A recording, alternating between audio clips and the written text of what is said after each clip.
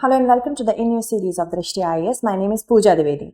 Today we are going to discuss Good Governance Day, which commemorates the birthday of the former Prime Minister of India, Shri Atal Bihari Vajpayee ji.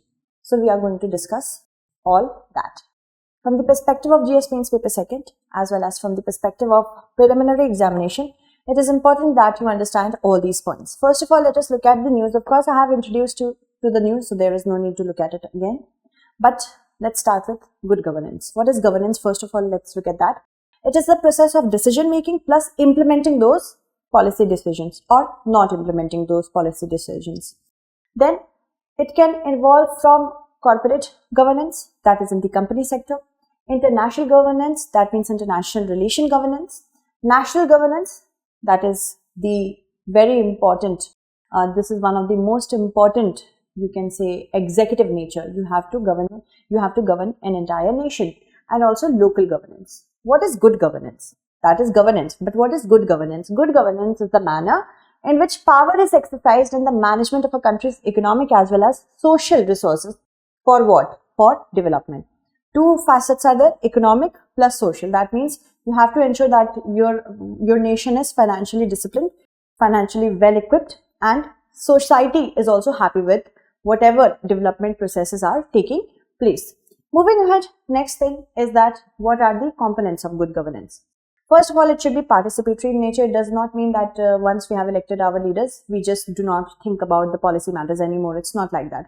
Every person should be politically empowered to participate in the process. It should be consensus oriented. Majority should, of course, have a consensus over a policy. Accountability is there. If the people are not happy with the elected powers, we can call them back by not giving them vote in the next time. It should be transparent in nature and responsive. Once, if you're asking for help from the government officer, they should help you back, because of course it's the government plus the non-permanent executive, that are the elected ones, and permanent executive, that is the bureaucratic ones. It should be effective as well as efficient and inclusive. It should not leave anyone behind. And it follows the rule of law. This is one of the most important factors. Moving ahead to the next portion, that is of course what India has in its past relation with respect to governance. We have to look at that as well. See, in Bhagavad Gita, numerous important, you can say, duties, actions of the characters of Bhagavad Gita have taught us that we have to ensure good governance, leadership, dutifulness, self-realization. These are reinterpreted in the modern context.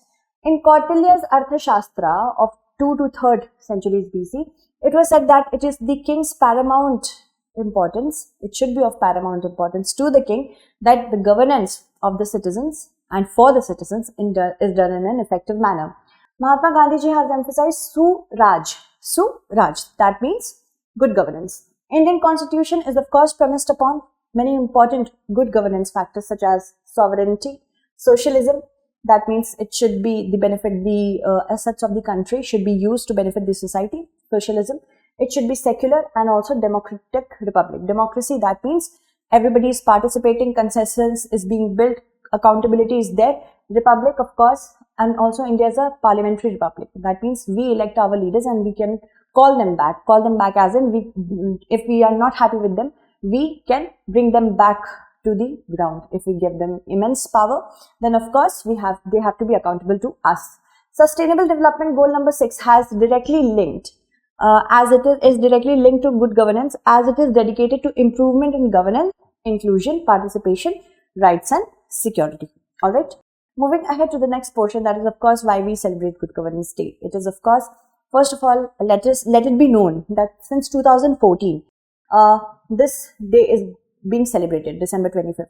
There were two reasons. First, Atal Bihari Vajpayee ji was not keeping very well back then, to commemorate his birthday, because 25th December is his birthday, that was done. And second, he was a very important leader of BJP. So, for that, Good Governance Day has been celebrated for that only. Also, the very important, you can say, connotation to this Good Governance Day is to foster awareness among citizens about government accountability and administration. They are the government because they are accountable to you. Then let's talk about Shri Atal Bihari Vajpayee ji. He was born on December 25th, 1924 in Gwalior, that is in present-day Madhya Pradesh. He joined the Rashtriya Swayamsevak Sangh in 1939 and then became a full-time worker or pracharak in 1947. He had a flair for poetry, so he published certain works under Deen Dayal Upadhyay ji. Then in 1968, after the passing of the Deen Dayal Upadhyay, he became the national president of the Jan Sangh, and that was the RSS new political outfit. First major national position that he held was the Minister of External Affairs in Morarji Desai's government, and in it he is very well known and he earned a lot of plaudits for delivering a speech in the UN at the UN General Assembly in Hindi. Okay, moving ahead, now let's talk about other important facets. In 1980, when there was a lot of political fluctuation going on in the country, erstwhile members of the Jan Sangh coalesced to form BJP, and the leader was Atal Bihari Vajpayee ji. And he served as a prime minister for the first time ever in 1996, only for 16 days, and he could not make a huge impact in those days. But in two terms, 1998, 1999 and 2004, he made a huge impact on the conscience of the nation. Importantly, we have to remember that under his leadership, India became a nuclear power formally. And India back then received a lot of reprimand from the West and ably faced war and peace with Pakistan under his reign, under his prime ministership. India undertook massive public welfare projects, including Sarva Shiksha Abhiyan and PM Gramin Sadak Yojana. And India also ushered in a new era of foreign investment as well as international relations, specifically with the United States. Now, if we have to talk about other initiatives, that of course, India has the RTI Act of 2005, which ensures that in order to express ourselves, we as citizens have the right to information, to get any information from the government. This increases transparency, accountability, participation as well as consensus. So, good governance. National e-governance plan, that means ensuring that governance is available to the citizens in a digital manner. So, electronic governance is e-governance, such as proactive governance and timely implementation Pragati, under which the Prime Minister or the Executive ensures that the policies are going on in the correct manner, so accountability and transparency is there. Digital India Program and MCA 21, this is under Ministry of Company Affairs. Then Passport Seva Kendra, online income tax return, these all are a part of that only. Okay, e-governance. Then ease of doing business, in which the government ensure that logistic support is very good so that the country can receive a lot of FDI when it comes to businesses. Then National Institution for Transforming India, Niti Aayog, the think tank of India, it would help India to usher in an era of cooperative federalism, through which the states as well as the center can ensure that proper consensus and participation is there of each and every state, and India can develop in a very good manner.